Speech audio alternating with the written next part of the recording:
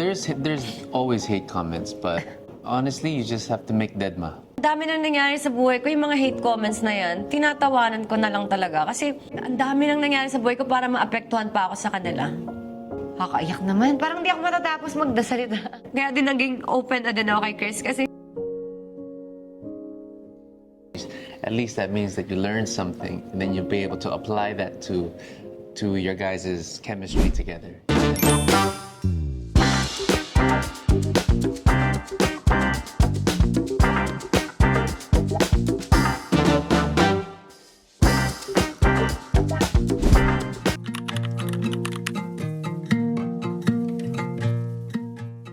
nag-start yung co-parents syempre nung naghiwalay na kami. Nag-start na, di ba? Yeah, started 2014.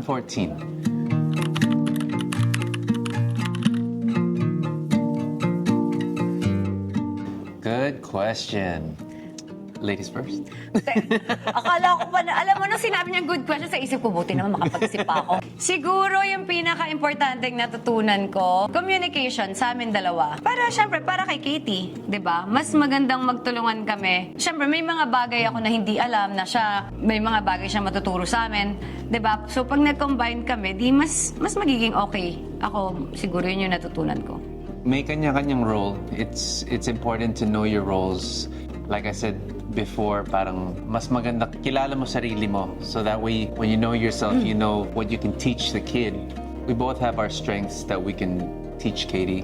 Yeah, there's some things that she can teach Katie, and there's some things that I can teach Katie that she cannot. So I think it's better when it works together. Kasi the father's love is different from the mother's love. Sa umpisa, kailangan talaga ng mother's nurturing. So pag may isip na si Katie, medyo malaki na siya, she's 13, she kind of knows what she wants in life. That's usually when the father comes in and teaches her like life skills and experience. So, yeah, parang ganun.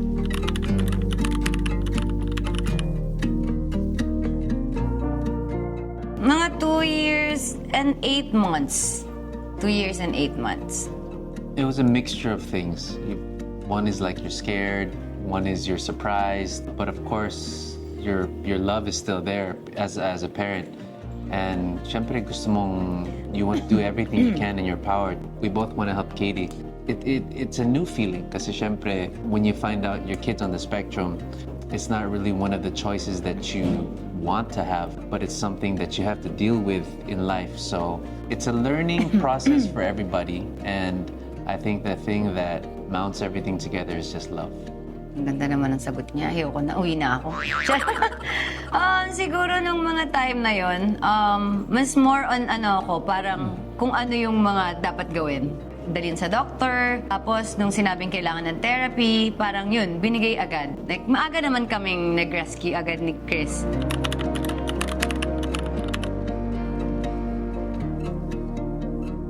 Adjustment sa ano, budget. Kasi mahal siya, di ba? Mahal! Meron siyang behavioral therapy noon, meron siyang speech, may OT. So, mahal. Mahal talaga siya.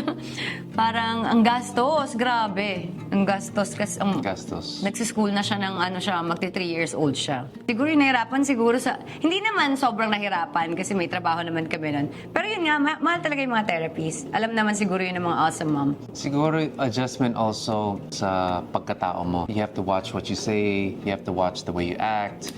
Because, you know, kids are like sponges. The way you used to talk to your friends, you can't talk like that like when Katie's around, because she's gonna start to pick up on, you know, bad habits if we do have bad habits. So you kind of have to mature instantly.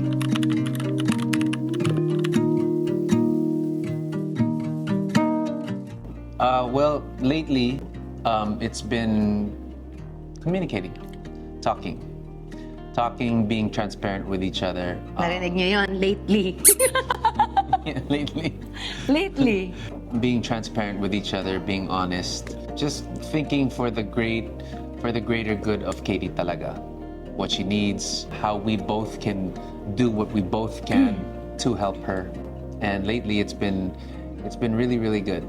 Like, she thought of making Katie a CEO of Katie's Bomb, which I love, and I'm all out support, because there's things that school cannot teach kids, And I believe business is one of them. Before, mas more on, bahala ka kung pupunta mo si Katie, di ba? Parang ako din, may sarili din ako. Tapos kung may time ka, sige, puntahan mo, ganun. Hindi rin kami nakikita together.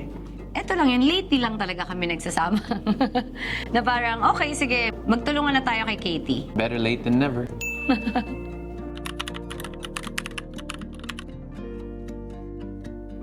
Siguro when the communication is not open. Sometimes one might make decisions without, consulting the other, and then the other doesn't know about the decisions, and Joke. Yun na nga yung lately. pinakamahirap na part is pag walang communication. That's why I'm very happy that the communication line is wide open. And feeling ko, hindi lang naman din kami nakaka-experience ng ganun. Like, maraming mga kagaya din namin na communication, wala din. Like ako, kami dati, bahala ka, dalawin mo si Katie kung gusto mo. Tapos ako din. Last year kasi maraming, marami akong realization. Paggabi, minsan sasabihin ko, ayoko umiyak. Charot. Hindi maraming realization last year. Tissue. Hindi, tuwalya. Charot. Hindi, like, paggabi, minsan sasabihin ko kay Katie, let's pray. Kakaiyak naman. Parang di ako matatapos magdasalita. Hi guys! So, nagbebenta po ako ng balm. Ito po yung balm. Somebody but you makes me feel this way. We have Sun, energizing balm. We have Moon. For relaxing balm, we have Jupiter is from Happy Mood Balm. Bili na po kayo. Lazada and TikTok lang po. Katrina Halili page po. Click the yellow basket lang po. Para may ipon po ako. Thank you po! Katie, let's pray. Pray mo naman si Mama na huwag magkasakit kasi... Kasi ko, I wanna grow old with you, sabi ko. Sana hindi ako magkasakit kasi gusto ko kasama ka hanggang sa pagtanda mo. Tapos iisipin mo, ano na kaya mangyayari kay Katie pag nawala ako? Basta lagi yan. Tapos sabihin ko kay Katie, tititigan ko si Katie, sabihin ko, sorry Katie, wala ako laging oras sa'yo. Palagi si Mama nagtatrabaho. Pero hindi ko naman din... Siyempre, kung marami naman akong pera, bakit naman ako wala sa bahay? Diba? Siyempre, kailangan ko magtrabaho. Kasi marami akong kailangan... May mga responsibilidad ako. Magsasorry ako kasi wala akong time. Siguro kung nakikita ng mga tao na ang dami kong time ngayon kay Katie, thankful ako kay God na wala akong masyadong trabaho. Nagtataka ako, sabi ko, first time lang nangyari sa buhay ko to na may show naman ako pero wala akong taping palagi. Sabi ko, ano kaya yun? Sabi ko, ba't ganun? Tapos namumblema talaga ako. Ang dami kong inisip. Pero yung magandang nangyari doon, nagkaroon ako ng oras sa anak ko. Kasi kung bibigyan ako ni Lord ng trabaho yung uunahin ko eh. Yung totoong ako. Trabaho kasi gusto ko matapos lahat ng binabayaran ko. Pero isipin mo, ilang taon na ako nagtatrabaho, ilang taon na si Katie. Di ba hindi naman natatapos yung mga binabayaran ko, yung mga responsibilidad. Pero si Katie lumalaki. Eventually, na-realize ko, sabi ko, binigyan ako ni Lord ng oras kay Katie. Tapos ito nag-open pa yung social media sa amin ni Katie, na sobrang thankful ko kasi parang sinabi ni Lord na, ayan, kahit wala kang trabaho, bibigyan kita ng panggastos nyo. So, nagpa-vlog kami ni Katie, nagbabanding kami, tapos kumikita kami, nakakabayad ako ng mga responsibilidad ko. So, yun, ang dami ko iniisip, pati yung Katie's Balm na yan, kaya nangyari yan kasi wala ako laging taping. Sabi ko, naku, magtitinda na nga lang ako ng balm, ng product para kahit pa paano kami ni Katie kasi ang dami naman kumikita pag nagtitinda, di ba? Sabi ko, ganun.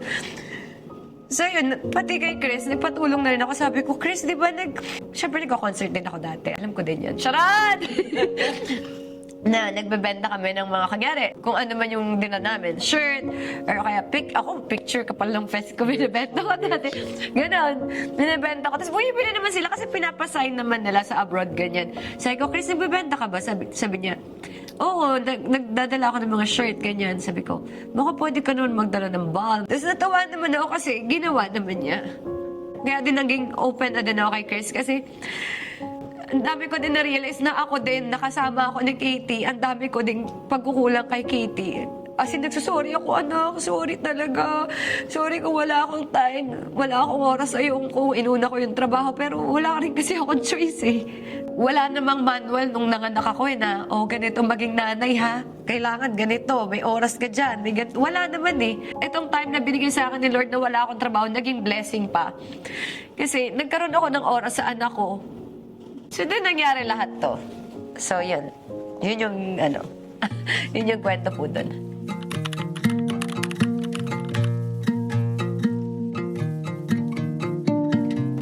I'm just happy that okay na ngayon.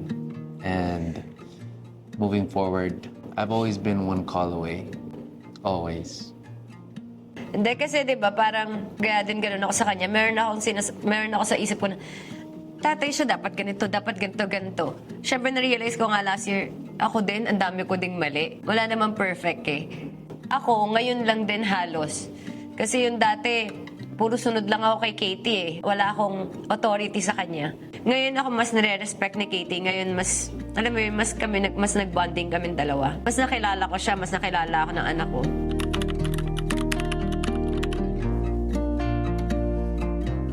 Wala naman. Like mga hate comments na. Ako, ang dami nang nangyari sa buhay ko. Yung mga hate comments na yan, tinatawanan ko na lang talaga. Kasi ang dami nang nangyari sa buhay ko para maapektuhan pa ako sa kanila. There's always hate comments, but honestly, you just have to make dedma. It's practicing the art of dedma. Kahit pa paano, tao ka rin, and it also affects you once you read it. Kasi once you read it, you can't help but think, totoo ba yan? Di ba? But at the end of the day, hindi naman sila nagbabayad ng bills mo. They don't do anything for you. Most of them are actually keyboard warriors. Try your best not to get affected because you're not doing anything wrong anyway. We're always trying to do the right thing.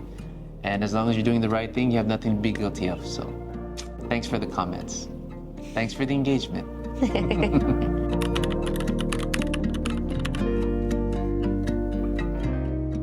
Proud kay team sa maraming bagay. Kasi, like yun nga, yung nakatungtong siya sa stage na hindi siya nahihiya. Di ba? Pag meron siyang gustong sabihin, sinasabi talaga niya. Kasi pag ako, hindi ko kaya. Di ba? Yung parang, yung ginagawa niya sa Katie's Balm, yung talagang straightforward siya magsalita. Kasi ko, at least binigyan ako ni Lord ng tagapagsalita.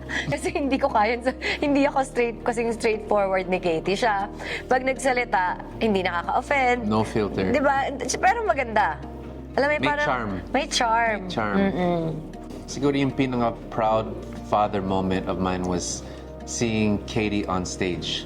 When she was performing at the mall show because, for a 12-year-old, 13-year-old to sing with no fear on stage, just singing, doing what she loves to do. Siyempre, I'm a singer and nakikita ko yung anak ko. She's kind of following in my footsteps.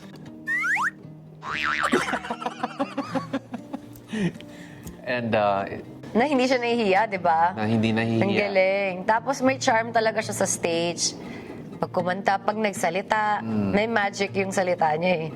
She has a magic in her voice, and she has a magic in her aura that people love, and it's a very proud moment to hear all these people. Kahit saan ako pumunta, hinahanap talaga si Katie. Yes. Umaabot siya everywhere. Ang tawag na nga lang sa akin, mama ni Katie. Same here. So pag wala si Katie, pwede magpa-picture yan, mama yan ni Katie, ganun. Same. So Ang magpapa-picture na lang sila kasi Ang mama ni Katie. And ako si Papa ni Katie. It's actually a very proud moment because as parents, gusto namin angatin yung na-achieve namin. So, at the age of 13, Nilampasan pa. Diba? Hindi lang basta angat, lumampas na eh. yeah, she's worldwide actually. Super blessed kami kay Katie.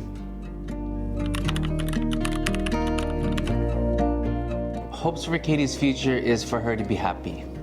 We just want her to be happy with whatever she chooses to do in life. I hope she finds what she's good at. I know she knows what she's good at, but when she finds what she's good at and then she goes on that path, we're just always going to be here to support her no matter what.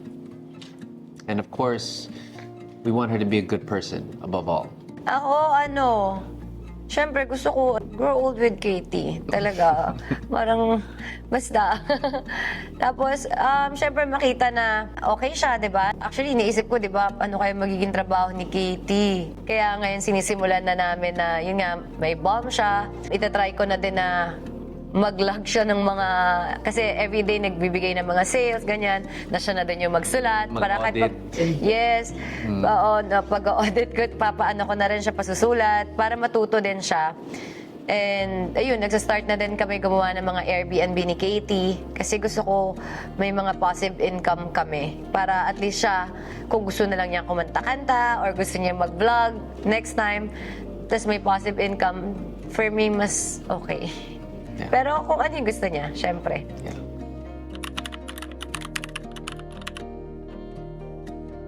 Number one is communication. The number one thing. In my opinion lang, communication is key. You guys aren't always gonna agree on things, and that's normal because you're both two different people with two different outlooks. But as long as you can communicate, there will always be a middle ground. Yun nga, like sabi namin, hindi namin sinasabi na kung ano yung nag-work sa amin ngayon, yun po yung gawin nyo. Kung ano po sa tingin nyo, yung para sa anak nyo. 'Di ba? Kasi yung para sa inyong dalawa, wala na rin naman talaga. So, yung para sa anak nyo na lang yung isipin nyo. Ayokong sabihin na gawin nyo yung kagaya ng sa amin. Yung anak nyo yung pag-usapan nyo, yung future ng anak nyo, kung ano yung mas makakabuti. If you guys have differences, don't let that affect the way you bring up the kid, because that hate is just gonna get in the way. The love for the child, dapat yun yung aangat sa lahat. So sa amin, ang napagkasunduan namin is magtulungan na lang talaga for Katie, dahil ako, wala naman din talaga akong gusto kundi mapabuti si Katie. And siya din naman. Me too. So, tulungan na lang kasi like, di ba, ang hirap. Tsaka ang dami ko nang realization, di ba? May mga pa-pray-pray na ako. What if mawala ako? Hindi ko alam. So, kailangan natin ng help. Siguro, ganyan siguro yung takot ng mga parents, di ba? Siyempre, paano ba wala ka? Paano yung anak mo? Siyempre, ngayong mama na ako, ang hirap pala, no? Isipin mo talaga yung anak mo. Paano na siya? Paano na? Ha? Para may maipon enough. Basta ako hindi lang din yun. Gusto ko talaga ng time kay Katie hanggang sa pagtanda ko. Masarap siya kasama. Sarap siya kasama. Maraming nabago sa buhay ko nung kasama ko siya. Dati medyo, basta sa ugali, hindi ko ma-explain paano ba. Mas lumawak siguro yung pag-iisip. Mas may direction na yung life mo. Dati parang nagtatrabaho ka lang talaga ng trabaho. Ngayon siguro masasabi ko mas intentional. Mas intentional yung mga, wow, di ba? Big word. Hello. Mas intentional na yung, kung paano yung mga gusto kong gawin. Gusto kong gawin to, ganyan. Parang meron na akong dahilan kung bakit ko siya ginagawa. Dati, kailangan ko lang bayaran yung mga bills. Kailangan ko, di ba? Kasi kailangan. And if you guys don't agree on things all the time, that's okay, because you just have to keep going forward, because one day you'll realize what works and what does not work. Sometimes if things don't work for a long time, then marirealize nyo na something needs to change. And then when that something needs to change, at least that means that you learned something, and then you'll be able to apply that to your guys' chemistry together.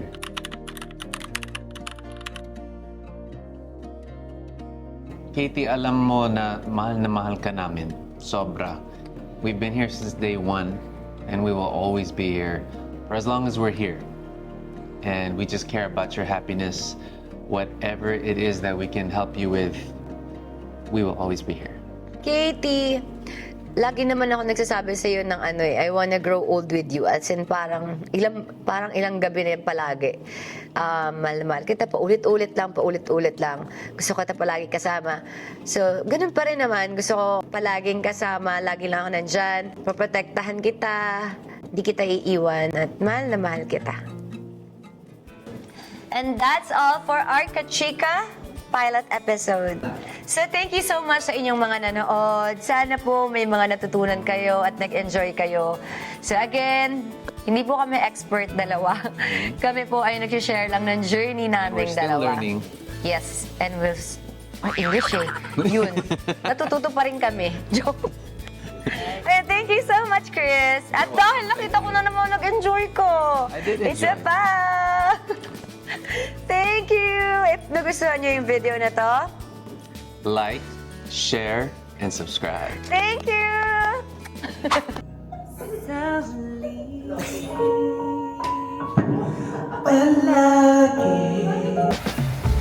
Tapos kinagat na kami. Hello mga my loves. It's Katie's day out. Thank you.